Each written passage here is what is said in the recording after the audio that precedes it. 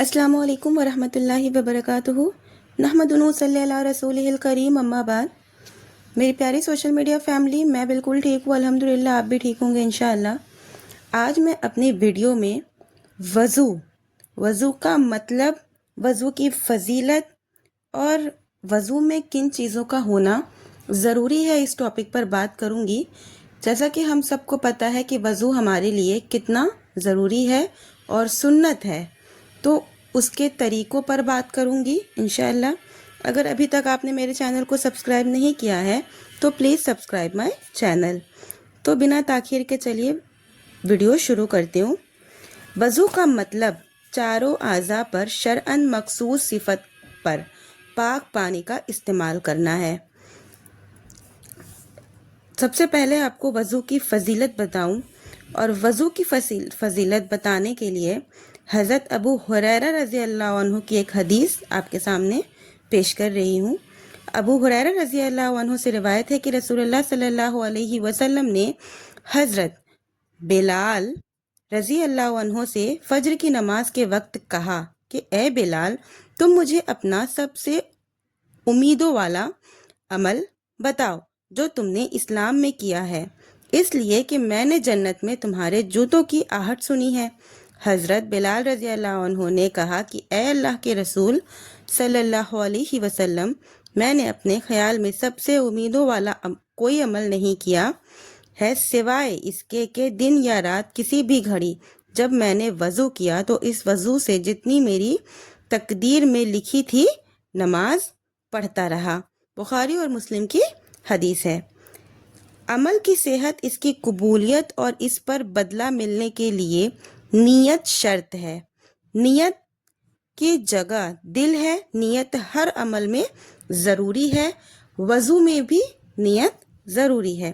रसूलुल्लाह सल्लल्लाहु अलैहि वसल्लम ने फरमाया कि अमल का दारोमदार नीयत पर है और हर शख्स को वही चीज़ मिलेगी जो उसने नीयत की।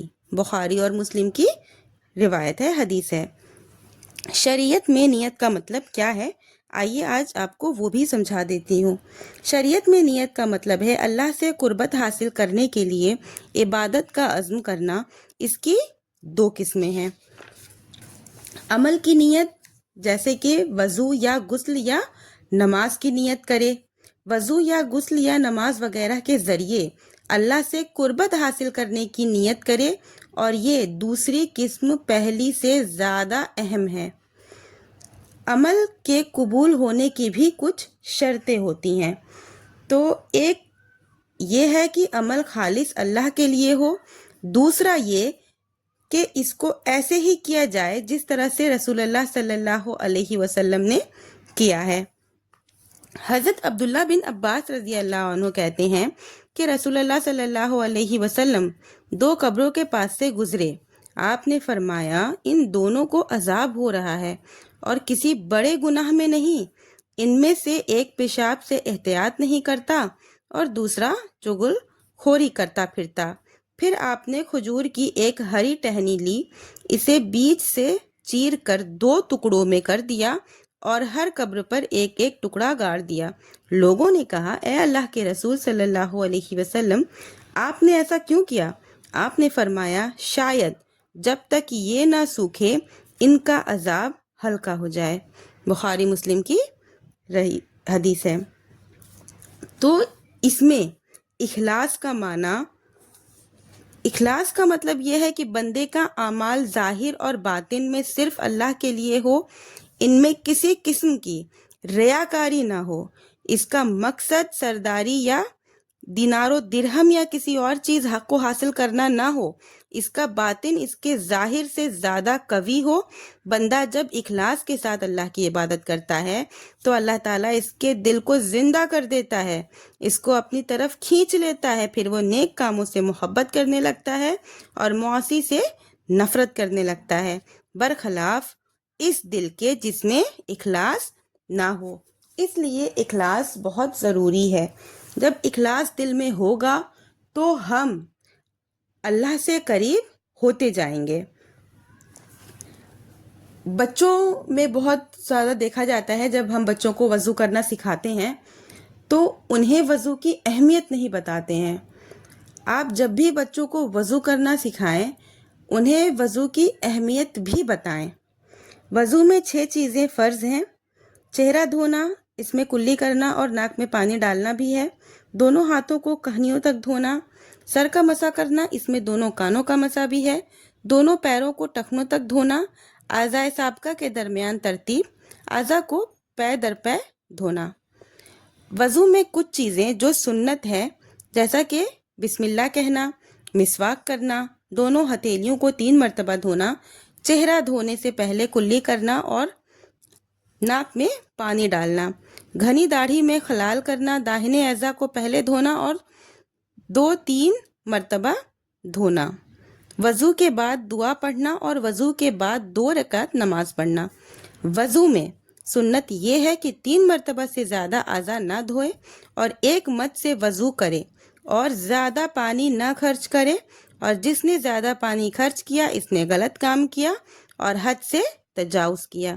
جو شخص نیند سے بیدار ہوا اور برتن سے وضو کرنا چاہے وہ اپنی ہتھیلی 3 مرتبہ دھو لے، اس لیے کہ رسول اللہ صلی اللہ علیہ وسلم نے فرمایا جب تم میں سے کوئی شخص نیند سے بیدار ہو تو وہ اپنا ہاتھ برتن میں اس وقت تک نہ ڈالے جب تک کہ اسے 3 مرتبہ نہ دھو لے، اس لیے کہ وہ نہیں جانتا ہے کہ اس کے ہاتھ نے کہاں رات گزاری ہے۔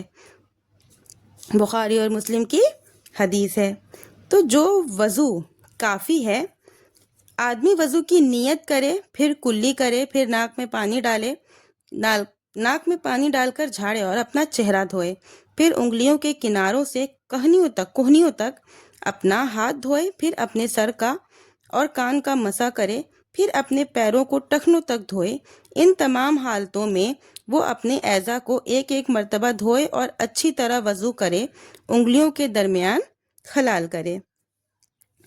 ایک کامل وضو کی کیا صفت ہے وہ بھی اپنی ویڈیو میں آپ کو سمجھاؤں گی۔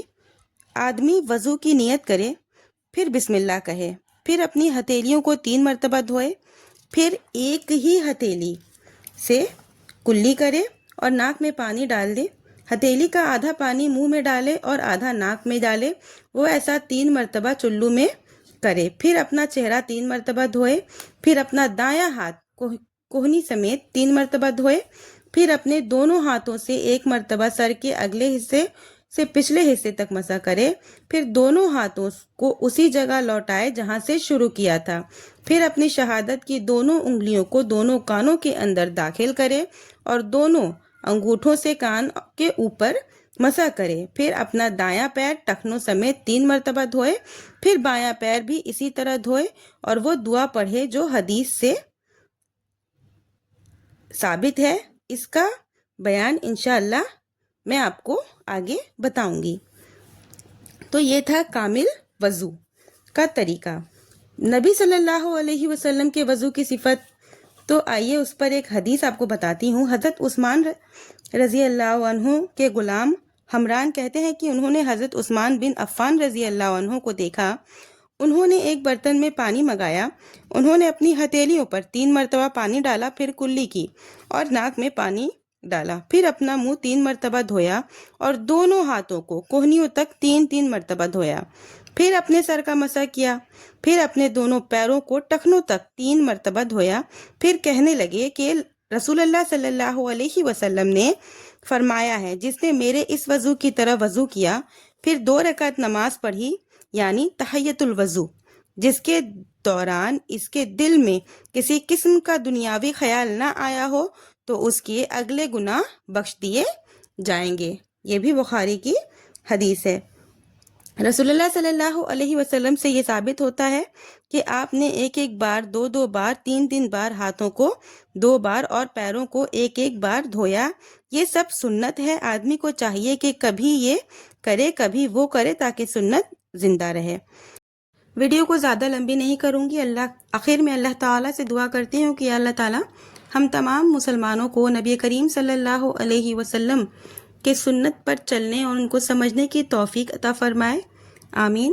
وآخر دعوانا ان الحمدللہ رب العالمین۔ ملتے ہیں نیکسٹ ویڈیو میں۔ وعلیکم السلام ورحمۃ اللہ وبرکاتہ۔ آپ کا اگر کوئی سوال ہے تو آپ مجھے کمنٹ میں پوچھ سکتے ہیں۔